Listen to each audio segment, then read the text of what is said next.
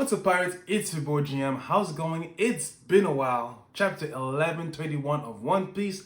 Let's get into this because there's a lot to unpack. Luffy is super excited to be on Elbaph while he's interrupting Loki from talking, and we discovered that Loki is actually chained to the jewel tree named Adam, the same tree whose wood has served to build the Thousand Sunnies. So we finally gonna discover a little bit more about the lore behind this tree, just like we discovered a little bit more back in Fishman Island, the tree that brought the light into the Fishman Island arc, the tree called Eve. So Adam, Eve, you see the connection there? On that note, I am pretty sure that Frankie will be curious about the lore behind the tree of Adam, considering that he helped build the Thousand Sunny.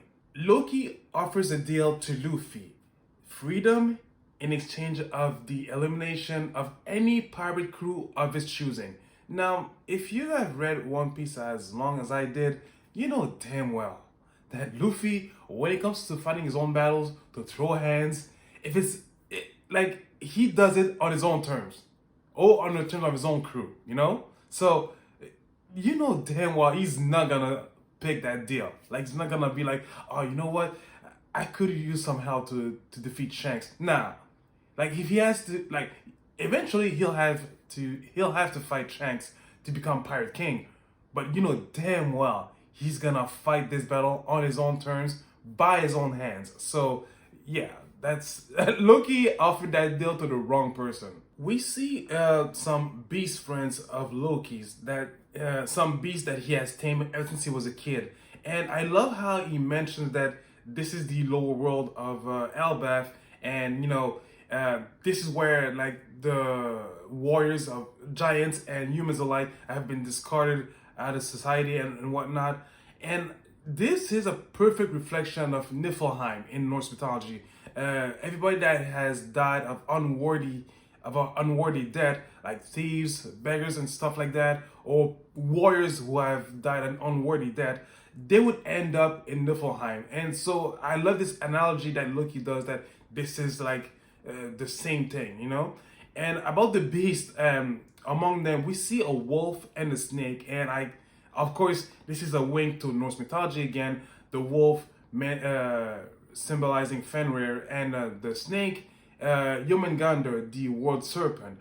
And those two creatures were children of Loki in Norse mythology. So I really love, me being a great fan of Norse mythology, I love this connection that Oda did from Loki to those beasts. And obviously, like, it's really evident, but I love how Oda really used Norse mythology in that moment in this chapter. We see some humans that are masked in robes to avoid being eaten by giant ravens. They are serving Loki, and they mentioned that they've met Shanks and probably Loki at the same time. And Luffy is excited about, oh my god, you met Shanks, and of course you know how he is with Shanks. He's a true fanboy because he became pirates. He became a pirate due to Shanks' influence, and the mistake that Loki did is calling Shanks this coward of a pirate.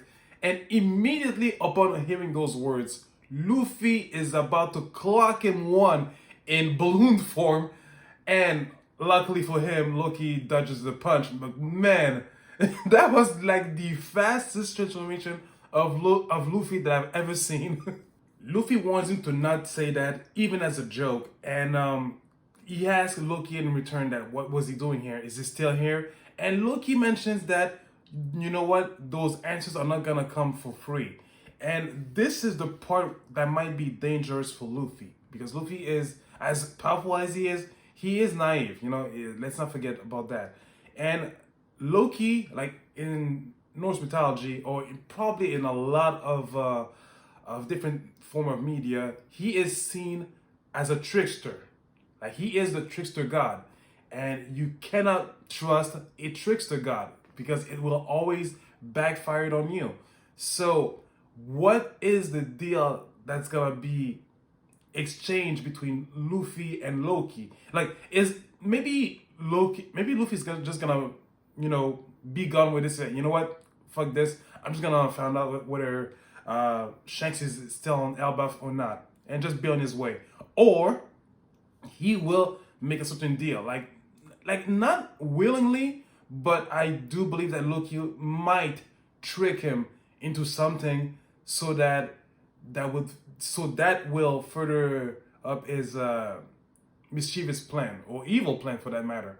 So yeah, this is where I'm wondering what's gonna happen between those two, because whatever is going to happen, I feel like if it's just about words or being tricked, Loki will be the victor in this one. For the rest of the chapter, not much is going on, but it's still interesting to note out. Usopp and the others are running away from the giant pirates' new crew members, Broad, Gerd, and Goldberg. We meet Azurudin and Stenson, the new giant pirates shipwright. They're hunting moose, and they caught a big one, and I mean a big one, even for a giant size. The chapter ends with Robin and the others arriving near the shore of Elbaph, and she has her old hairstyle, the same one that she had when she was first introduced in the One Piece history, and I can't believe how much I've missed this hairstyle, and because she wanted to have this hairstyle so she could be recognized by Soul, because these two had a long history. This guy saved his life, so of course she is incredibly grateful for him, and she's gonna be happy to see him. But at the end of the chapter, we see that Dr. Soul has fallen and he won't get up. So that is so dramatic. Like, come on, she's about to meet her longtime savior. She hasn't seen that guy in ages, and now this. I'm like, oh man, come on, Oda, please. Have a happy reunion between those two. I hope it's nothing bad, but I truly hope that Soul is alright. So, this was at the end of the chapter. I really loved it. I mean, after 3 weeks, it's fun to see One Piece returning back. So what are your thoughts about this chapter? Did you love it? Did you hate it? I don't know. I don't read minds. Please, let's flood the comment section. Let's talk about this. Let's talk about Loki. What was his deal with Luffy? Or more or less, more so, how did he trick Luffy? Because I get a feeling that Loki has had the upper hand in whatever he was about to ask in return for his answers. Don't go anywhere. I will be streaming soon on Twitch, and I'll probably resume my gameplay of Final Fantasy VII Rebirth. I really need to finish this game because yeah, like I have a lot of games to buy, but I need to finish the ones that I have in hand. And other than that, guys, if you love my video, please subscribe, and it's much appreciated. And leave a thumbs up as well. That would be also appreciated. And I'll catch you guys later, alright? So you take care of yourself. So take it easy, stay breezy, and I'll see you around. Ciao.